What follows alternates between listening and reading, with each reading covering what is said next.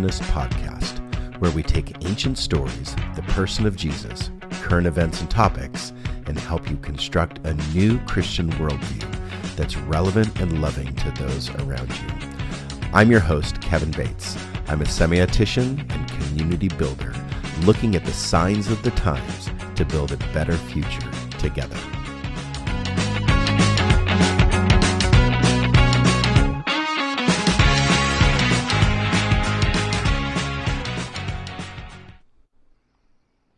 You are tuned into the Constructionist podcast, and tonight we are starting a series on Is God Good with Gay People? Thank you, Sharia and Jake, for joining us tonight, and we're talking about a subject tonight that's important.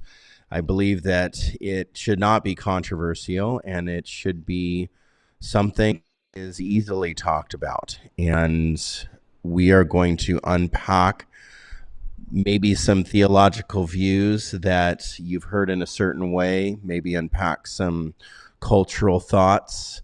But in all of it, we're going to honor people and we're going to love people because that's what we're about. At the Constructionists, we encourage a worldview that's built on the principles of Christ. And we are examining the idea of not only same-sex relationships, but also same-sex marriage. I believe those are two different topics and can be treated differently. But we're going to talk about the second one in light of a book that we have been reading. We have 3 books tonight that we're going to cover, and so we'll just introduce those here in a minute. So for some of you, we're going to ruin this topic for you. And for some of you, we're going to enlighten and give you all the material that you've ever dreamed about for this subject that you can learn to love your neighbor with. And so we want to assure you that in tonight's episode, we're not fabricating anything, as some have done. Any information or ideas, we're going to try to give you the biases behind them and why they're there, what they're there for, and to give us a reason to believe and how to believe and what to believe as well. And so we're going to talk about a lot when it comes to this subject. So this is a thinking space, but with this subject, it is a very responsible thinking space. So we're not thinking just out loud. We're not speaking just off the top of our heads. We're definitely researched and going to be going into a deep dive when it comes to this important subject, because people have been hurt by the church. People have died. People have been abused and threatened, and they've lost a lot when it comes to this subject matter, meaning the LGBTQ plus community, marginalized as well. So it's very serious. Presenting these ideas and thoughts, making our best attempt to explain theologies to live by and to honor the people around us. So if you enjoy the Constructionist podcast and want to support us financially, please follow the link in the chat or the show notes on the social media platform you're listening to. Visit our Give page. You can also support us through our Patreon page at the Constructionists. So I believe that if you give to us, we're able to do this longer. That's what we want to do. But even more importantly, we want to hear from you. We want to engage with you. We believe that through interactions of discussions with listeners, we can continue to learn and grow together. And we value your feedback, questions, and ideas. So we're excited to build a community around shared exploration, what we call a communal hermeneutic. Preston Sprinkle, in the book that I've been reading about, he calls it tribal belief. So we're going to talk about that here in a minute. So please don't hesitate to reach out to us and let us know what you think. All right, Sharia, good to see you. Kevin. Jake, good to see you. Yes. Let's talk about it. Mine, I already just kind of threw out there. Preston Sprinkle wrote a book, Does the Bible Support Same-Sex Marriage? And so this is the book that I am covering. It's by a gentleman by the name of Preston Sprinkle. Preston lives in Boise, Idaho, and he is the president of the Center for Faith, Sexuality, and Gender, and he does the podcast, The Theology in the Raw. Preston Sprinkle, ladies and gentlemen. All right, Jake, what's your book? My book is, I'll pull it up for everybody. My book is The Widening of God's Mercy, Sexuality Within the Biblical Story, written by Christopher Hayes and Richard B. Hayes, both theology professors, scholars, academics. Richard Hayes is probably one of the most important and influential theologians of our time within the United States. Was the dean of Duke Theological Seminary for quite a while. Wrote a lot of books. One that's very important is Reading Backwards, how to read the Bible, especially the New Testament. He's a New Testament theologian. Christopher Hayes was, I'm not sure where, a professor of Old Testament studies at Fuller Theological Seminary in California. And we'll talk a little bit more about why I said was, I'm not sure, in a little bit. And the conversation about this one is not necessarily deep diving at passages, but having broad stroke overtones of the Old and New Testament and where sexuality falls within the context of that story. Sheree, right. give us your book. Yeah. Oh, perfect. Thanks, Jake. So mine is called Walking the Bridges Canyon. If you can't see the subtitle, it says Repairing the Breach Between the Church and the LGBTQ Community. So there's a book by Kathy Baldock, and she was a regular church attender, held the typical conservative evangelical views about homosexuality, and then she started to meet queer people and make friends and get to know them, and that spurred her into learning more about the topic. So this book does talk some about theology and some of the verses that are used to prohibit homosexuality, but it also goes really deep into the history and science of sexuality and gender identity, and all of that stuff. I learned a ton that I didn't already know, so it's a fantastic book, and I would recommend.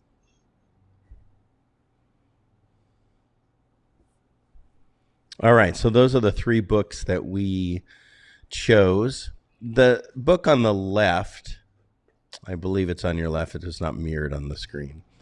The Widening of God's Mercy. That has been criticized as of late, mostly because it doesn't deal, as I've read the criticisms and such, it doesn't deal with specifically the 5 signature scriptures, let's call them, about homosexuality and doing with those scriptures.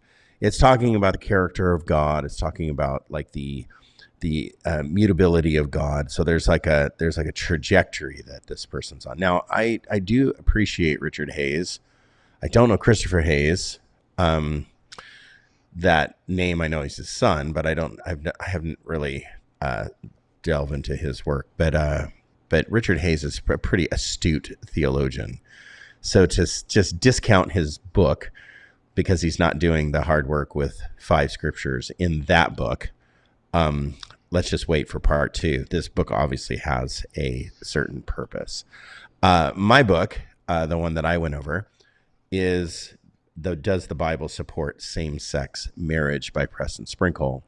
This, as I learned in the book, which I did appreciate a lot that this person said. But in the book, he separates out the discussions, which I thought was very, very responsible and kind of a unique approach to the discussion. Because sometimes you can just throw everything in a basket and call it bad, or throw everything in a basket and call it good. And that's not necessarily responsible exposition. It's not responsible when it comes to explicating out what the nuances of the discussion are and the reasonable things about it and the non-reasonable things about it. So we're going to cover that. And then Sherea's book, actually, you have had a group go through that book. And that actually is the book that deals with the scriptures and the nuances of the discussion. And I mean, it's a tome. It's like 400 pages. It's a big book. Yeah. So it's dealing with a lot. So we're probably going to spend a lot of time with Sherea's book over the week, but that book deals with quite a bit. My book comes from a conservative, traditional, point of view. Jake's book, not Jake's book, but Preston Sprinkle's book comes from a conservative point of view. And Richard Hayes's book comes from a more progressive view, but from a person that traditionally has been known to be very conservative. So I thought that was an interesting. And Sharea's comes from a more progressive point of view. So who wants to go first? What we're going to do is we're just going to talk about our reading. And I feel like you should go first, Kevin, because in the introduction, he has kind of a outline of how to have these conversations. So that might be a good place to start. So if Preston ever reads this, I'm going to be pretty critical of your writing. I'm not necessarily, because I understand the arguments that you're giving, and I understand why you're giving them. The way you wrote them needs some work. So that needs to be stated right up front. What I experienced when I was reading it was statements that Preston gave. And then I would just immediately ask a question, well, what about this? And later on the page somewhere, I would figure out, oh, he's actually going to address that.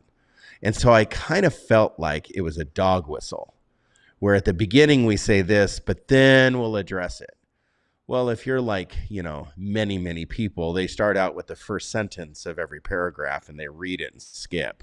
So what I'm wondering is if this book could have been written differently to mash the two, like the positions that are juxtaposed or the binary form of argument that's being used. Could that be in the beginning a little more mashed together? And so I'll give you an example of that in the preface in the first sentence. In the preface in the first sentence, it says, over the last 10 years, which isn't very long. I'm 51, and I've had this conversation since 1986. And so since 1986, and 87 was when the first person that I knew died from AIDS. So this has been a conversation in my life that has gone back for a very long time. Could I say that I've engaged in the conversation? Absolutely. Have I engaged with the LGBTQ plus community for that many years? I can't say that.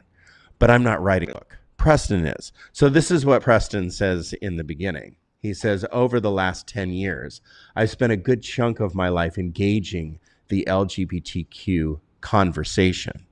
And my first question was, that's fine. I've engaged that conversation too for 35 years. Have I engaged LGBTQ plus people for 35 years? Right. So I think there's a big difference there. You can engage a conversation with your conservative tribe and learn to hate on people more and more and more and deeper and deeper and deeper.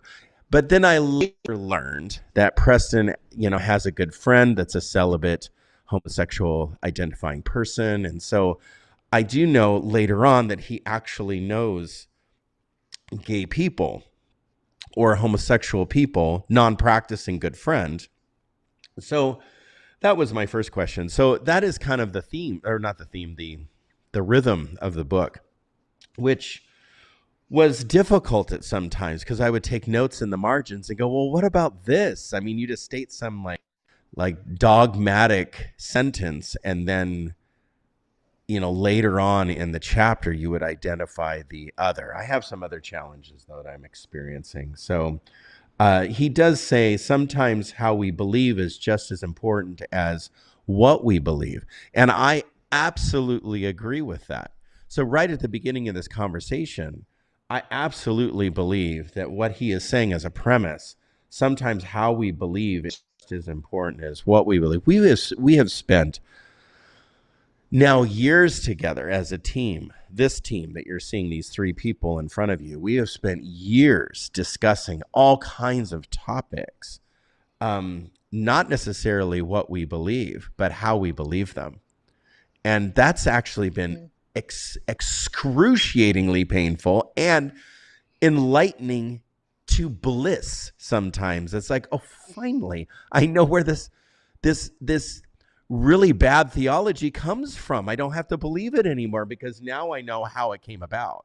And so this is a beautiful, from Preston, this is a beautiful statement to say in the beginning, because this is what deconstruction is all about, is finding out how things came about, how to believe certain things, and how also not to believe certain things. So I thought that was fabulous. But then he goes on, and I just kind of highlighted. Now, mind you, we're in the preface. Life experiences shape how we interpret things. And I go, absolutely. That's why they call them dogmatic belief systems. So, so our life experiences shape. And so he gives this like tone of you believe something because basically your intuition tells you to believe it. So if you have something like a belief about God, let's say that God is, let's say you had somebody die in your family that was close to you, really close to you. You had several people die in your family. So obviously God is a hateful God, right? Because our intuition would say God took these people away from me. So our intuition, our gut tells us, wow, God's mean, right? So this is almost where the theory of God being a cosmic killjoy came from, where a lot of people can't answer why does bad things happen to good people and why does good things happen to bad people. So yes, I would say there's a couple of things in here that he is 100% spot on. So our intuition honestly becomes what he calls the president of our beliefs. It's like the chief operating officer, right? Where that intuition regulates us, and then our rational thinking comes in behind, and that's like the president's secretary, right? So cleaning up that belief system, trying to figure out, okay, is that a rational way? And that takes years sometimes. Some people have the intuition to hate or to love, and it takes years to unravel hate and love. And this is why we're in the situation that we're in. So those two things, I thought Preston did a great job in just outlining, or introducing. But then he outlines this idea. He actually gets this, I think, from a psychologist, which I appreciate his introduction to psychology. He does at the end of this chapter talk about secular psychobabble, and do people just think this is secular psychobabble that he's given? And I didn't think that was necessary to include, because anybody that's got a half a six pack going on, that they know that this isn't, that this is real and good for us. So anyway, so he gives a 1, 2, 3, 4, 5, 6 kind of outline statements, which I thought these were fabulous. And then at the end, I have a question. Okay, so he gives these 5 things, and at the end, I have a question. So first, in having how to have a fruitful conversation. Okay, how to have a fruitful conversation. First, be willing to rethink your point of view. I thought that was awesome. Okay, so then he kind of explicates that, and then he says this. This is where I had said about it. He says, preachers preach sermons to promote their view, basically, about God. Prosecutors recognize flaws in somebody else's reasoning, and politicians simply want to win over their audience. So those are pretty much true. But scientists, at least in theory, are in search of truth. That's not necessarily true, because whoever is basically backing the scientific research, this is how grains got into the food pyramid. This is how chocolate got into, being a vegetable or whatever, right? So this is how those things happen. This is how Michelle Obama's Healthy Kids is a vegetable. This is how Michelle Obama's Healthy Kids program completely unraveled because some big corporation. So, but I love how he includes, at least in theory. So, okay, at least in theory. But I wish that he would have said, but many things, your points of view come with bias. That's what I'm trying to say. Is be willing to rethink your point of view because of biases. We all have biases towards point of view. I have biases, even in this topic, that I need to be very careful of. Just looking at data over dogma. That's what our friend Dan McClellan says over on his podcast. Second, be genuinely a curious person. Genuinely a curious person. Third is be a good listener. I love that. Be a good listener. When we try to convince people to think again, our first instinct is usually to start talking. So true. Yet the most effective way to help others open their minds is often to listen. I love that. Ask good, honest questions. I love that.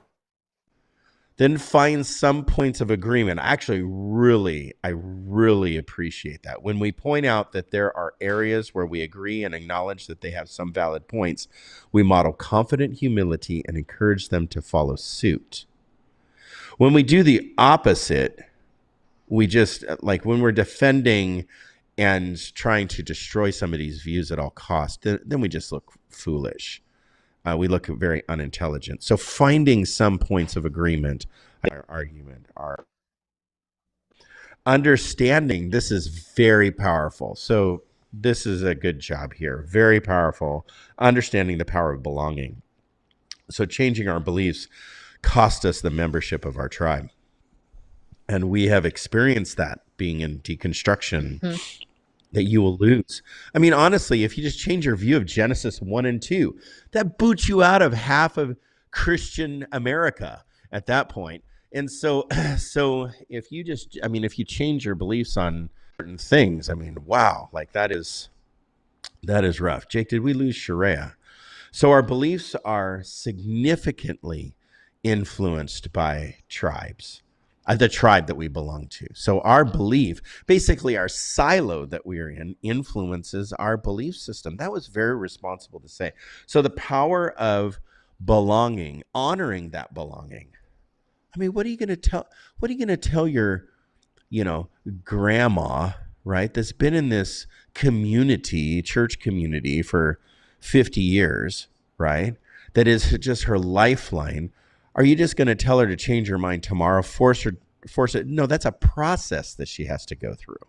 If you want her to jump to the other side of the fence, whatever that side is, that's a process, and to be patient and kind and loving in that situation as well, because there's power. There's power in belonging, and there's power in the tribe. And there's power in silos, even political silos. We're seeing that right now. Love that. So he says changing your theological view could likely come at a great cost, and I do believe that fully. And then lastly, don't be overly confident. So communicating with some uncertainty, and our friends over at the Bible for Normal People definitely call that sin when we are certain. So the sin of certainty is very dangerous. I think that we need to communicate with uncertainty in certain areas. And I think that that's very important. So now my question then is Preston willing to use that framework for both sides? Or himself. Because, yeah. Is it possible that we can use this?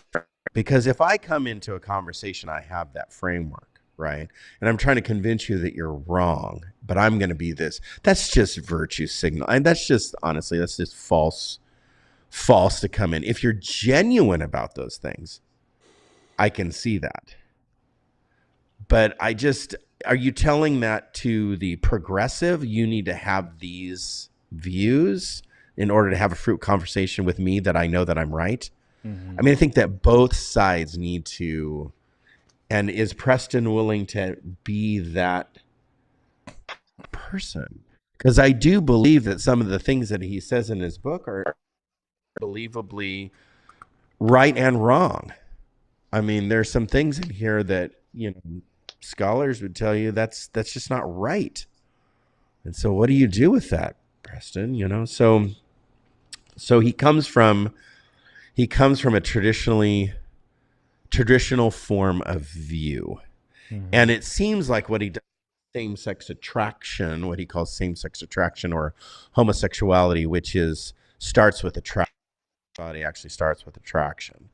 That's why it's a horrible translated word in the New Testament, because basically you're going to hell if you're just attracted. So that's kind of a sad situation. And he brings that up in his book. So being a homosexual means that you are attracted to the same sex. So, or that starts with that. So nobody really knows. Here's the nuance here. Nobody really knows where attraction comes from. Mm-hmm. Like, there's been research, lots of research, but you can't put your finger on attraction. Attraction is this set of chemicals that happen in your brain because this set of like DNA, you can't do that. And so, like, why is some people attracted to this form of person or look of person versus this person's attracted to this look of person? Those questions have never been able to be answered. So attraction, to say you have a handle on attraction, I think that is, number one, that's just a false platform to stand on. So I think the problem with this topic is both sides of this argument don't listen to one another. They don't. But there's a problem with that.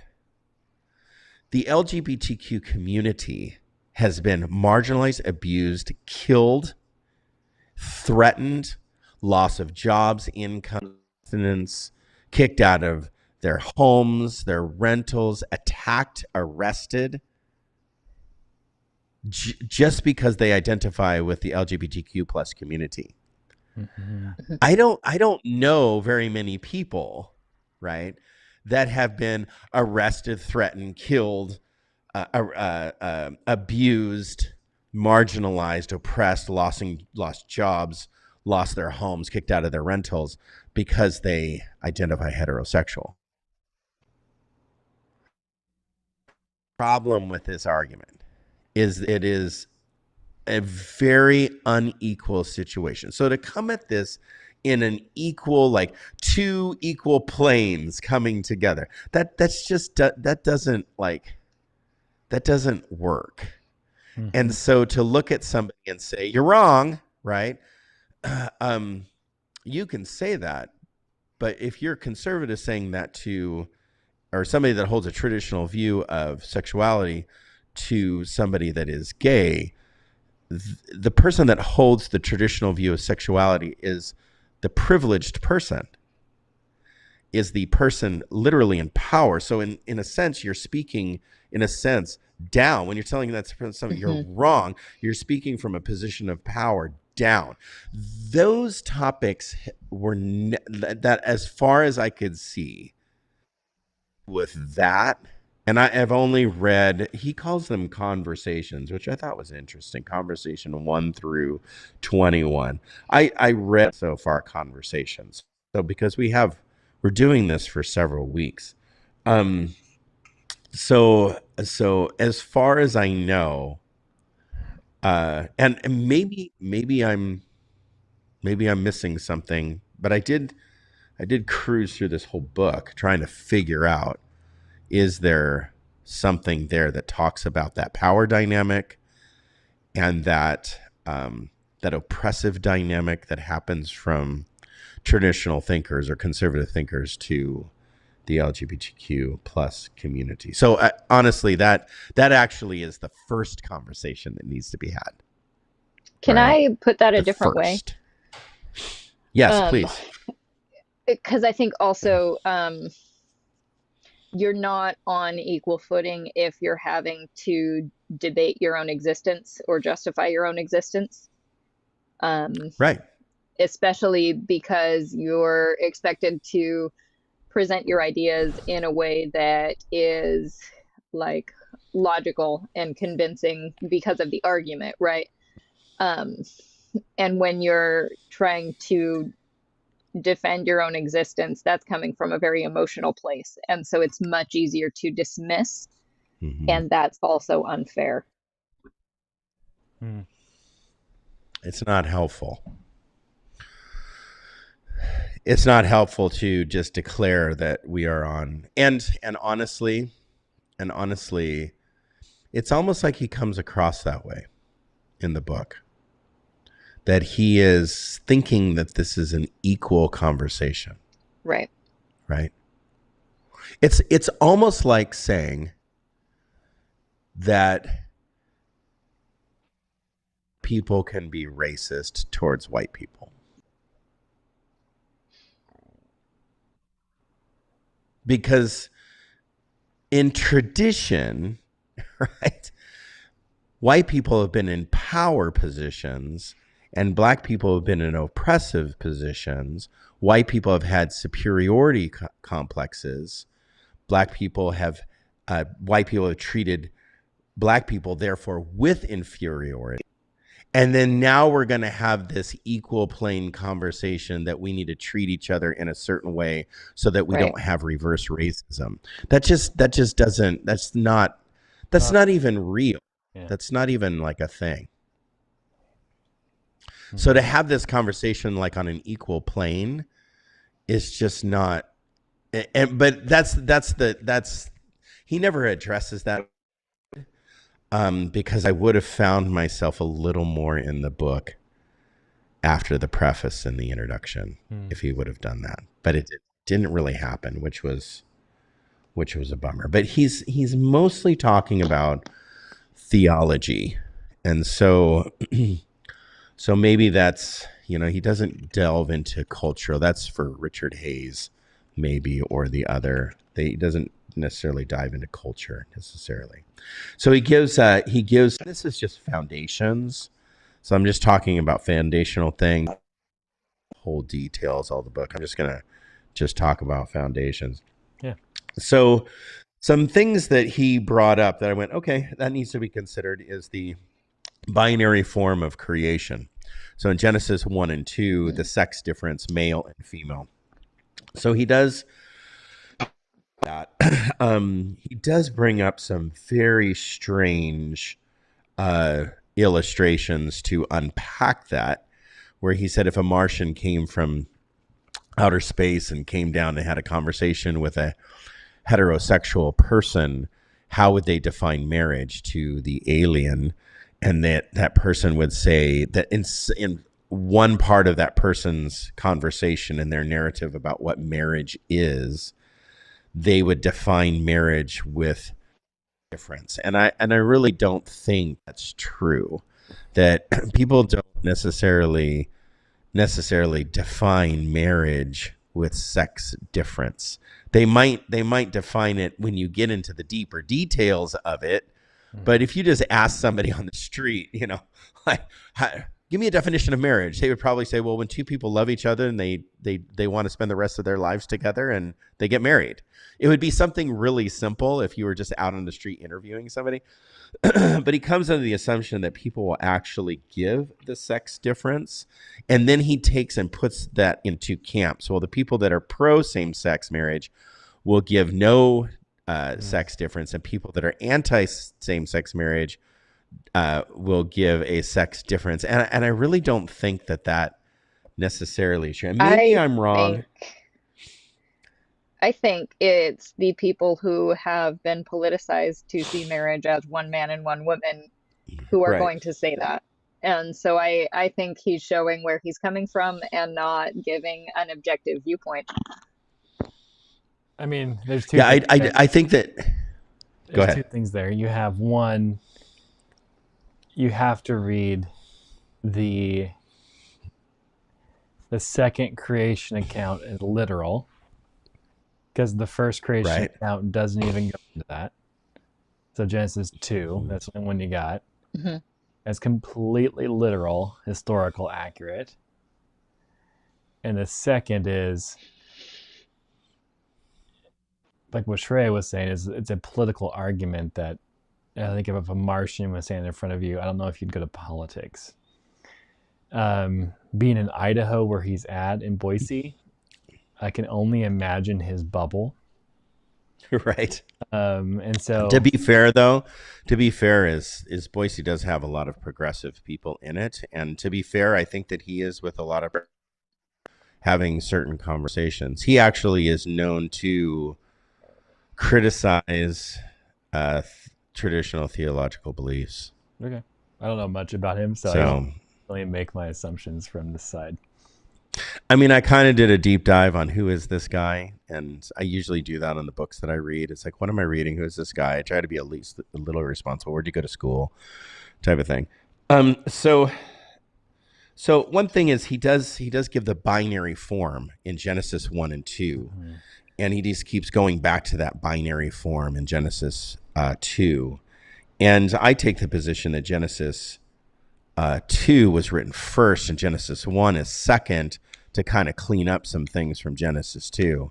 So honestly, I would have to say, if you take a literal form of Genesis 1 and 2, find yourself in this conversation a little better that he's having. I don't take a literal form of Genesis 1 and 2.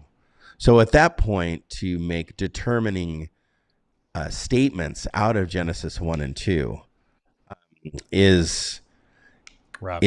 from my point of view, is pretty irresponsible.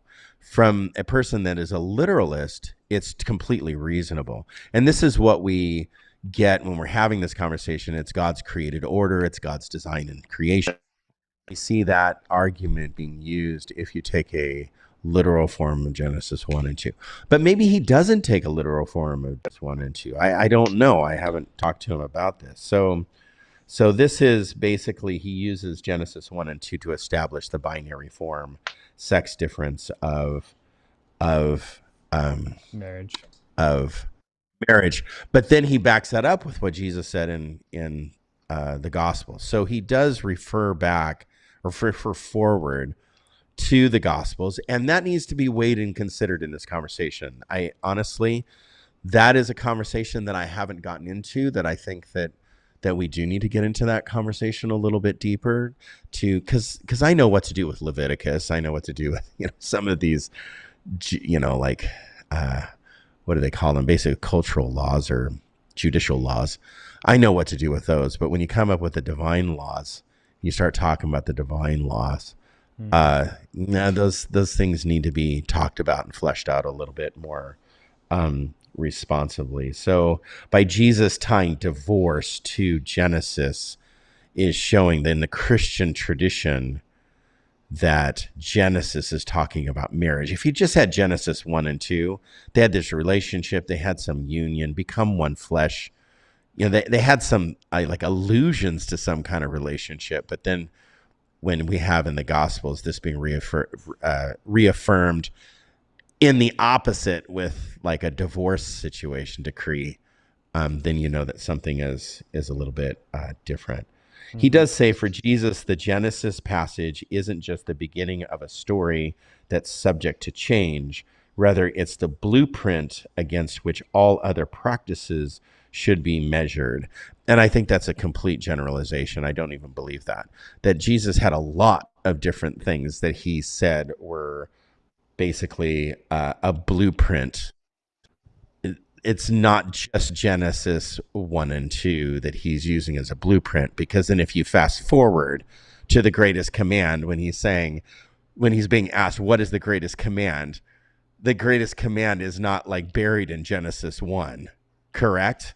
So the blueprint idea breaks down, maybe in like what he's assuming Jesus's marriage idea is about, but that blueprint idea. So I really got hung up for a while on the way that he wrote, and I was buried in it for a while, and then I had to shove the dirt off and just figure it out, because I'm like, okay, what are the points? What is the big picture?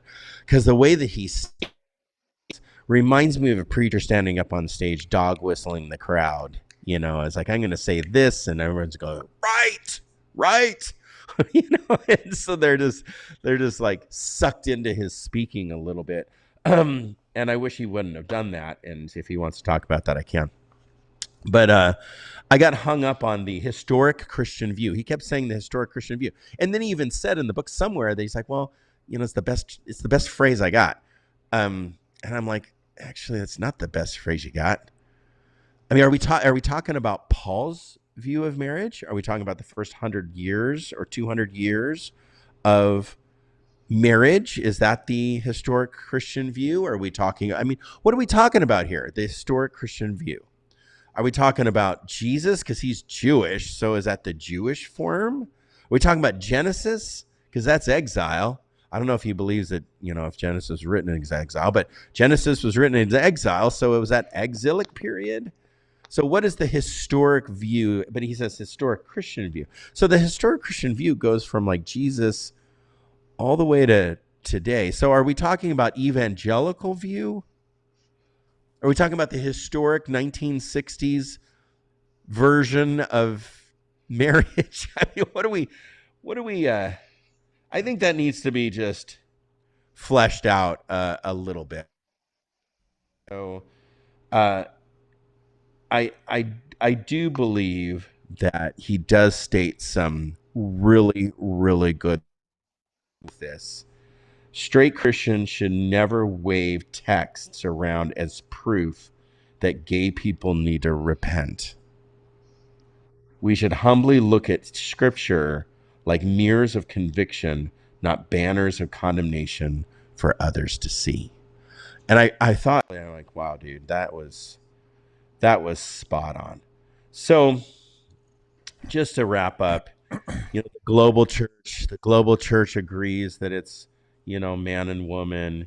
And then he says marriage and sex are not essential to human flourishing. I thought, okay, in the traditional historic view, the Catholic Church has the sacrament of marriage. So I'm not sure what he meant by that, but we'll unpack that later. Christianity has a rich tradition that celebrates marriage, yet downplays its necessity for living a flourishing life. I don't think a sacrament speaks that sentence at all. Marriage is highly celebrated in the Bible and is obviously foundational for human. I think he's just talking about biological procreation there. But he actually says something that singleness is a higher calling for all of us unless God leads us to marriage. I don't believe God leads us to marriage. And so, but I do think that singleness Sounds like is he just wants some more church volunteers. Yeah. I think that was problematic. So there's problematic, and I'll unpack that in the details. But that was just the introduction. He just basically gives this framework, how to have a fruitful conversation.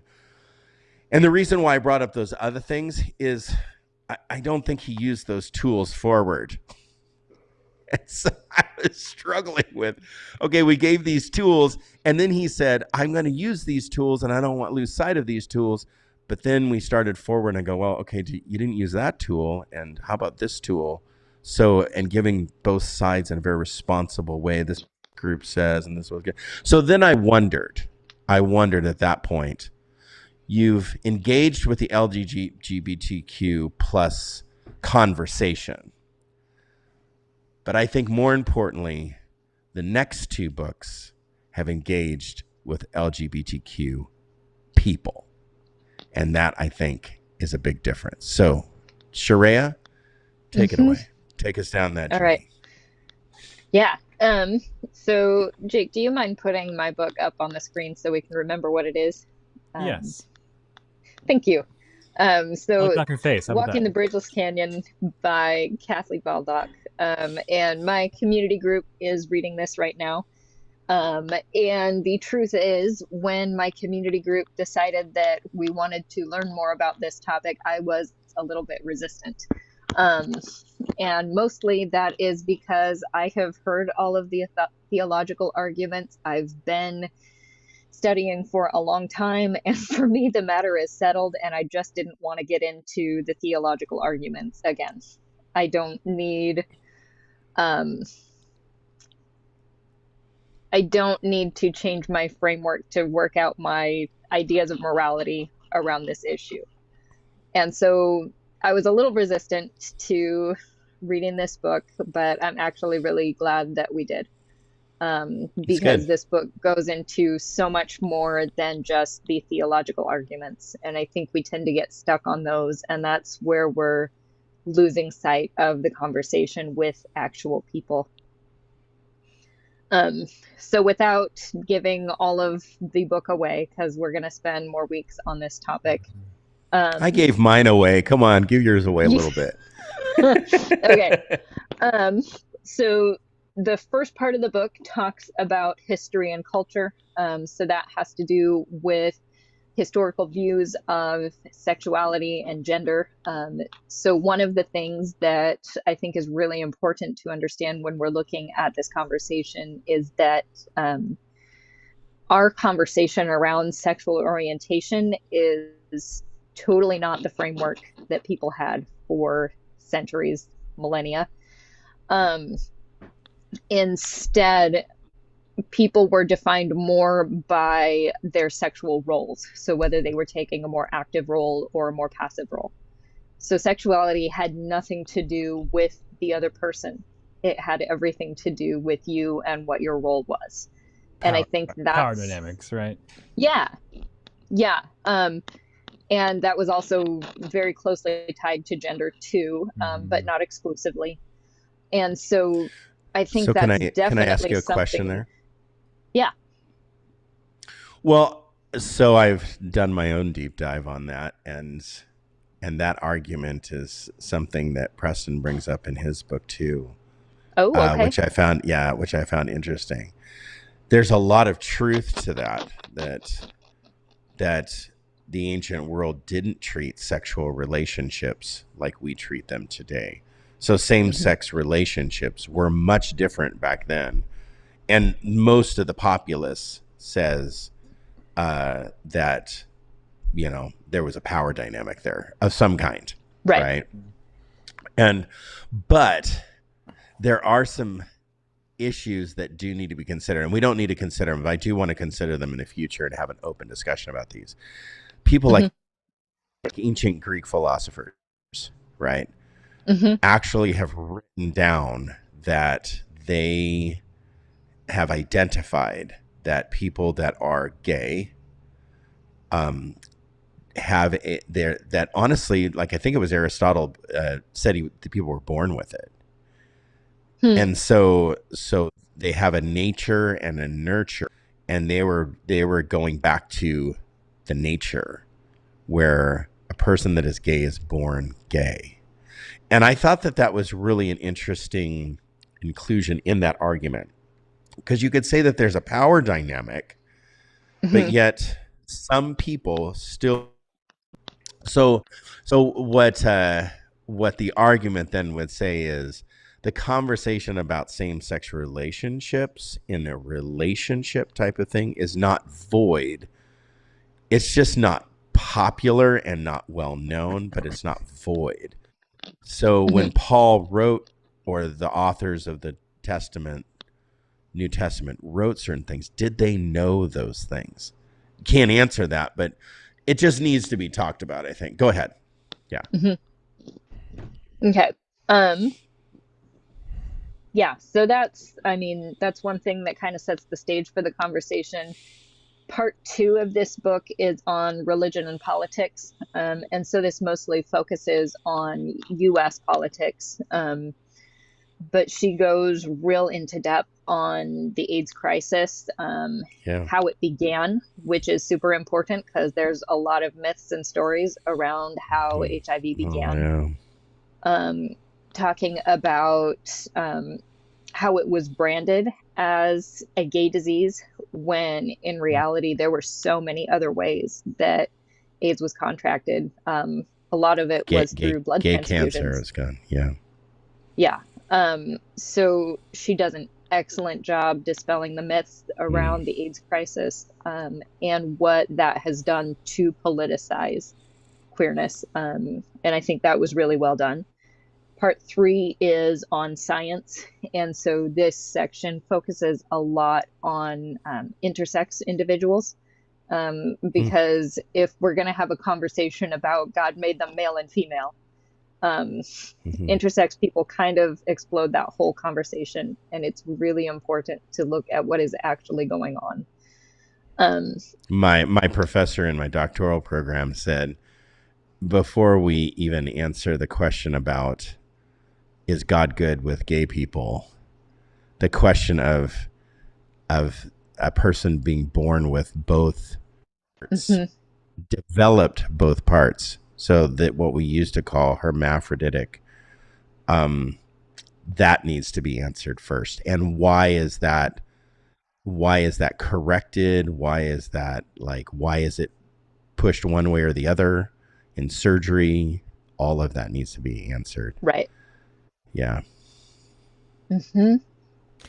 Part 4 is on the Bible, and so that's where we get into some of those theological arguments, the 5 passages that deal with the idea of homosexuality.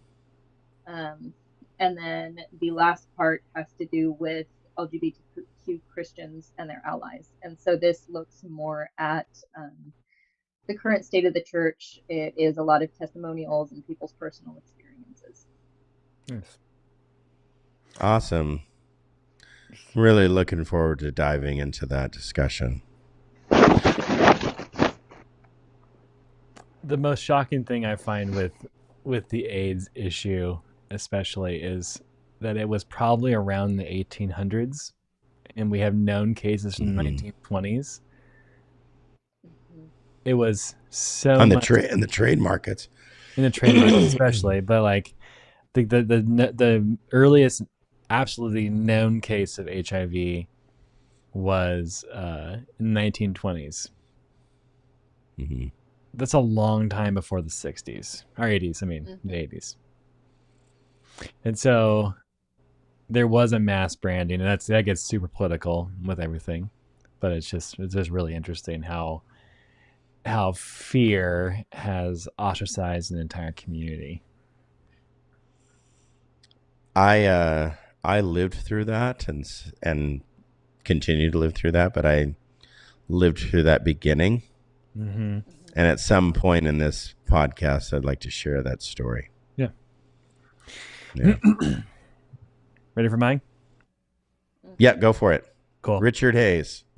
I'll go quick. We're almost at an hour, so we'll be good. No, we're fine. Take as much time as you want. I did. Move it over a little bit.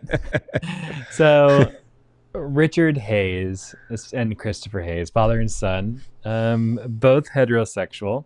I think one thing we probably need to address later on in this is we need to actually bring in some non-heteronormative authors to read. That'd be good. That'd be good. This is the starting ground I think that we have. And Shreya, is yours a heteronormative author? Yes.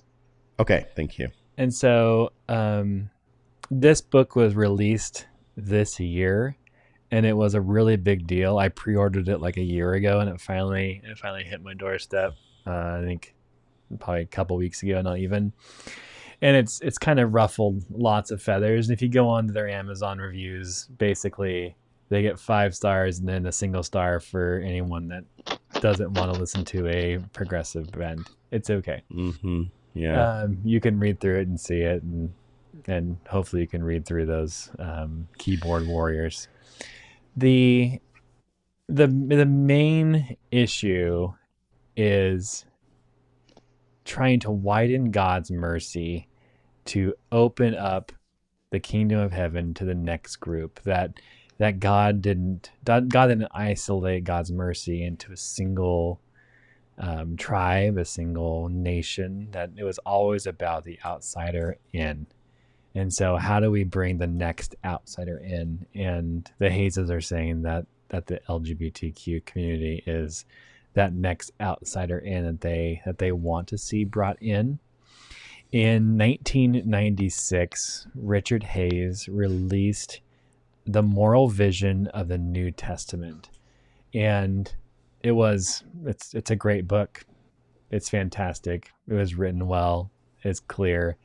But in chapter 16, he wrote on a super, super emotional chapter about homosexuality after his best friend died of AIDS in his house. And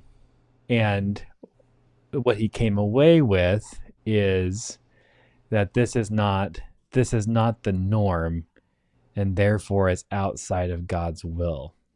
And so he was a little more rigid, I think, back in his Duke days.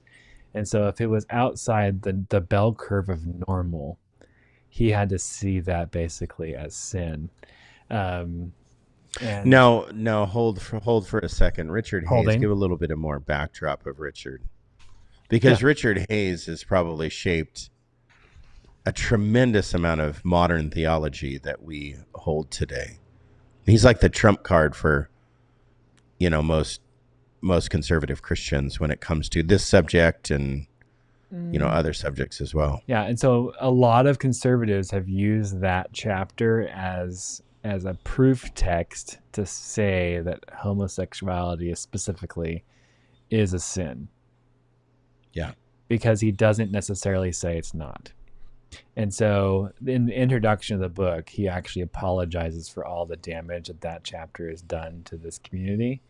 So as Kevin, as your book starts out as a treatise of this is how to have a conversation with somebody and I'm right and you're wrong, this one starts out with an apology. So it's a much different posture to walk into this conversation with, that they're going to get the best stab at this at what the Old and New Testament themes have to do with this topic, and not necessarily give answers to.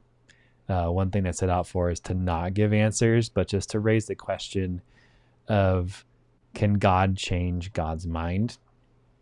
In the introduction, they actually quote C.S. Lewis from Mere Christianity, and I think if more conservative Christians knew what C.S. Lewis actually believed and wrote, really, truly, they would not be fanboys. Is that what he says in his book? No, that's what I'm saying right now. Oh, that's That's what an you're aside. saying. Okay, yeah. Yeah, that's an aside. Okay. Here's the quote from Mere Christianity. Because that's true. Yeah. Yeah. I want to make, this is what C.S. Lewis writes, I wanted to make it as clear as possible that the center of Christian morality is not just sexual behavior. Is not sexual behavior. If anyone thinks that Christians regard unchastity as a supreme vice, he is quite wrong. The sins of the flesh are bad, but they are the least bad of all sins. All of the worst pleasures are purely spiritual. The pleasure of putting people in the wrong, of bossing and patronizing and spoiling sport, of backbiting, the pleasures of power, and the pleasures of hatred.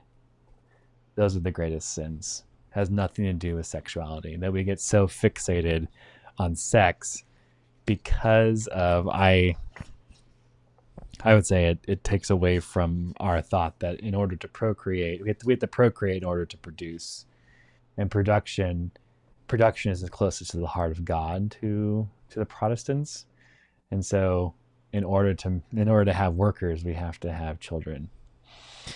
In the introduction, in the end of the introduction, they say, accordingly, this book is an exercise of narrative interpretation. Our goal is to demonstrate that the biblical story, taken as a whole, depicts the ever-widening path of God's mercy.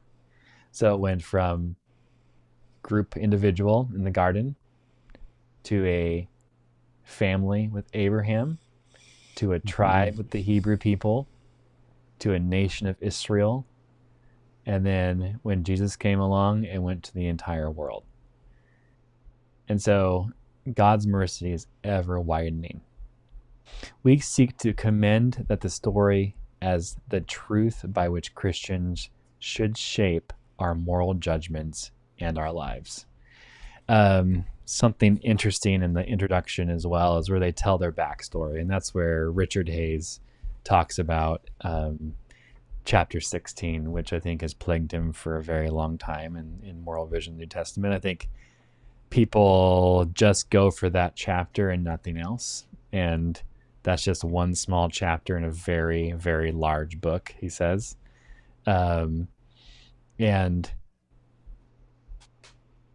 so he's asking for permission to also change his mind on it as well.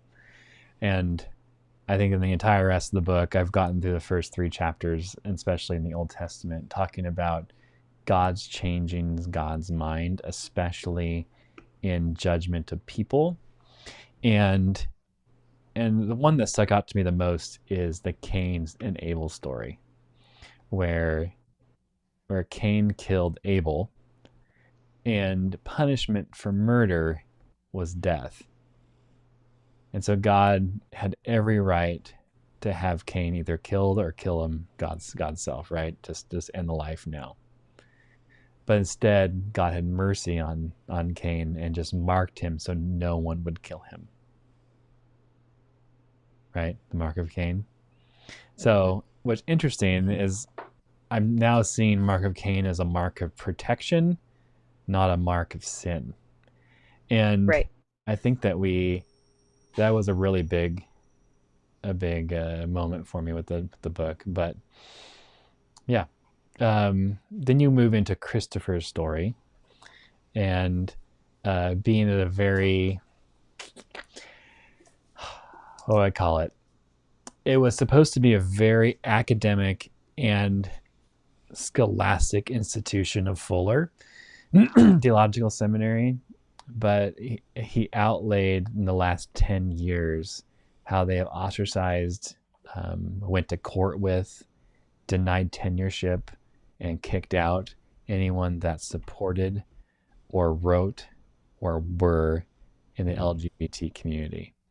And so they are trying to make moral influencers that come from Fuller to be conservative in their value structure.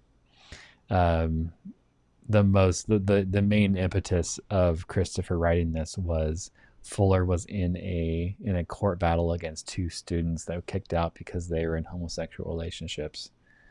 I believe they were actually married.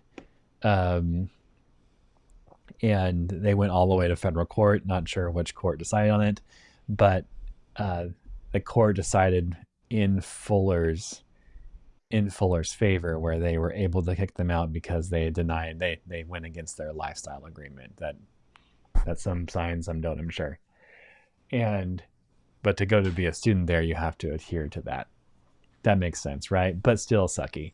And what Christopher is saying is that's not a win. That's a massive loss. That we should be accepting these people in to change all of Christianity for the better and not just push them out. They're going to go through the Old Testament, then they're going to move to the New Testament, and then I don't know where they're going to go from there. I haven't gotten that far. But I know that application will not be much besides trying to change one's thinking about can God change God's mind to be different, to include more people. I think about the sheet coming down in Luke's dream, right, where there's God prohibited all these foods. But even if you go back to the Old Testament and all the laws, Peter's dream. Peter's dream. Forgive me. Okay. Peter, yeah, it's Luke wrote it. Yeah, it was there. Who knows what Peter? Maybe. Yeah, ish. And how God allowed other foods, other behaviors, other activities. They're not going to go through the passages that are keystone passages for this because they say that we lose sight of the forest and the trees. And I think people are upset that they don't even address them. Yeah. But that is... So that's on purpose. So he states that's on purpose. In the introduction. Yeah. So why do the critics criticize him for not dealing with the scriptures when he states in the beginning, I'm not going to deal with the scriptures, I'm dealing it with this lens? I'm doing it thematically. I think because to be a New Testament and Old Testament theologian, I think people think that you have to deal with independent passages instead of letting them have their own place in the argument, which is not necessarily the center. Because if you take any passage trying to debate anything, and you can find other passages that prove another point. And so I don't think it's moral relativism. It's just you have a bunch of different authors trying their best to communicate what the character of God is over millennia. And it's going to look different to them because they're how we view God today is much different than how we viewed God in the medieval Oh ages yeah. or the Reformation. And I hope in 500 years it looks much different than even that, than we think it today. I had something else to say, but I totally lost it, Ben. I'm sorry. No, you're good. So yeah, I'm bothered by the critics of it mostly because if he lays out like the direction, this is what this book is about, and then he doesn't take it their direction and they get mad because they didn't take it their direction. It's like, well, what I mean, wait for part 2? I don't know. What are you criticizing? Although he is a signature biblical scholar that everyone was hoping all this hype that this book was going to give, the new chapter 16 or whatever, and it was going to back their play. I don't know what they were expecting, but it seems like that, the 1 star on Amazon Prime that you read, you didn't deal with the 5 signature keystone scriptures. You're a sinner, you're just back in sin or whatever. It's like, well, wait a minute. Let's look at this bigger picture here. I think this subject, number one, we just need to affirm, acknowledge, and really remind ourselves that we are talking about people. We're talking about human beings. And when we objectify human beings, that's just, I would say that's probably the greatest sin because we're created in the image of God. And that image is not an object, it's a person. And so we believe in the persons of the Trinity of God. And we believe in the persons of humanity. So we need to really think through, okay, my approach to this subject matter, we're talking about human beings. But then also what, Preston said here in his little outline of how to have a fruitful conversation is, listening to that humanity, being honoring to that humanity, asking that humanity good questions, but realizing something about myself. What you said is my environment determines what I think. So my lived experience determines what I believe. I mean, you're going to break my intuition. That's bad. That's bad. That's bad. That's bad. I told you it was bad. So, you're going to break my intuition, overnight. So we need to really consider those things in the conversation. First, that we're talking about human beings, people. I remember what I said now, and that triggered it. I was going to say. So we've actually talked about this earlier in the one podcast, probably last year, is that theology begins at how we view the human race in relationship to God.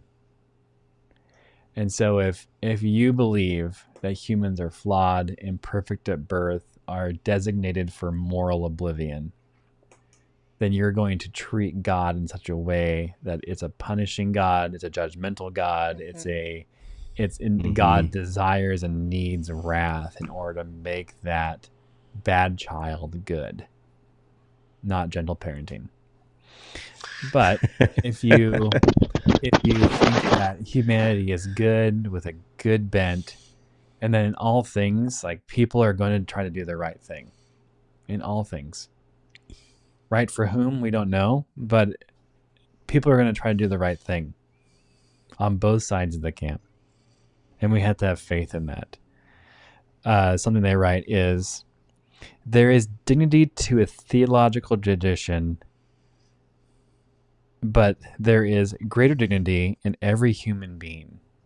So no matter the theology, human beings have greater dignity than the actual theology itself. Any religion, a religious tradition that makes peace with harming people is to be feared. Any religious tradition that fails to grow and respond to the ongoing work of the Spirit will stagnate or die. There are riches in the tradition, but there's always the danger. And Jesus warned us in Matthew 25 of burying our treasure in the ground so that it cannot grow. So let me ask a question just after our introduction reading and everything. Yeah, I know that we can get in the weeds, like Richard Hayes says. I don't want to get in those, weeds and lose the forest, right? But then Preston kind of gets into the weeds of all of that. And what's your author's name? I'm sorry, Sharia. Kathy Baldock. Kathy Baldock. She gets in the weeds and gets out of the weeds and gets in the weeds and gets out of the weeds. It seems in her book. So if we removed all these books and we didn't have the Bible, how would we treat gay people?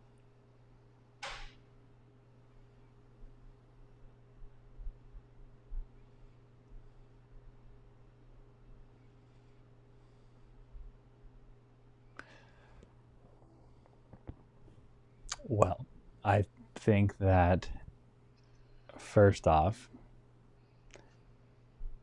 humanity has the bend, although I believe that they are good to begin with, humanity has the bend to protect their tribe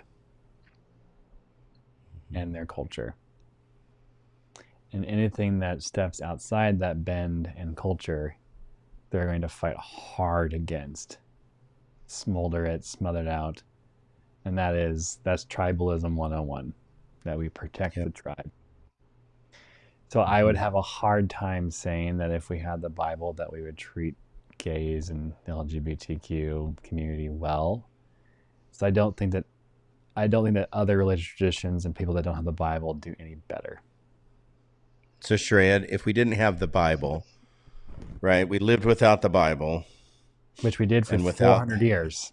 And without these three books that we read, right? How would we treat gay people? Honestly, I don't think the Bible makes a whole lot of difference. I think our response would be about the same. I think, like Jake is saying, we definitely have that idea of tribalism. I think there's also, I think something that tends to happen in more typical evangelical spaces, we can use our theological arguments to back up what we think, but I think what is really under that is something like "ew, gross." I think it's personal prejudices underneath that we're using scripture to justify. So I think there's still going to be that knee-jerk "ew, gross" reaction with or without the Bible. Mm-hmm. But then I also think that as we are in relationship with people, we grow to love them and accept them for who they are, because love means we're not trying to change the other person. So, like, honestly, I think the trajectory is the same with or without the Bible, with or without these three books. Mm-hmm. So I believe that over a long period of time, if we didn't have the Bible or these three books that we read this last couple weeks, that you would have one of two things going on. You would have the same rhetoric, you would have the same, but different. You would say it's not normal. You would say it's, man and woman, we were supposed to create, it's outside of biological function, all these things. There would be that group saying those things. It's just we didn't have the Bible, so we wouldn't be using scripture to kind of back that, what you're saying. I have this ick factor, so I need to back that up with scripture, right? Or you wouldn't be backing it up with like Genesis 1 and 2, like Preston did with, the binary form of human beings. We would just be walking around and we would be like just people living probably in tribal form like we do now, right? But then what I think is, if one of those people that identified gay is in a tribe and admitted that they were, that tribe, some tribes would begin to protect that person because they loved that person deeply. And they would shield that person from those arrows and that hate. And they would wrap their arms around that person and love them. And that's what Jesus was saying when he said the greatest command is to love your neighbor as yourself. And that happens at the smaller level. The rhetoric happens at the tribe to tribe and the news media and, the Christian news media or whatever, right? All of that attack would still happen, but you would have small groups of people that would protect that vulnerable person. That's what Jesus calls us to do, is to wrap ourselves around that person like a tribe to protect and to love our neighbor. I have no idea, besides just rhetoric and hate and the human condition, that as Jesus says, love our neighbor, but God says we're the image of God. So God is love. I have no idea why we live in the opposite. Besides the human nature that Paul talks about, that is sin. So to hate or to write books against or to establish positional authority or to declare or to say wrong, right, is actually like against the nature of God. So I think we need to be very careful moving forward, even in this discussion, to remember that these people are vulnerable people, and these people are oppressed people and marginalized people, and they're people, they're human beings that we are called as Christians to wrap our arms around and to love and to care and to protect and to help against even our own tribe. So people make up stories all the time about others that just to use as an excuse to hate, and people have done that with the LGBTQ community for a very long time, and it's very sad. Mm-hmm. All right, any other thoughts on the 3 books? There'll be lots more coming. I hope that this one gets better for me. What's the second? And what's the third?